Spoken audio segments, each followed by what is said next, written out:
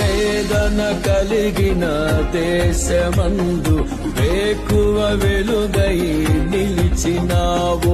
విడువక తోడై అభివృద్ధి పరచి ఐగుప్తులో సింహాసనమిచ్చినావు. వేదన కలిగిన దేశమందు వేకువ వెలుగై నిలిచినావు.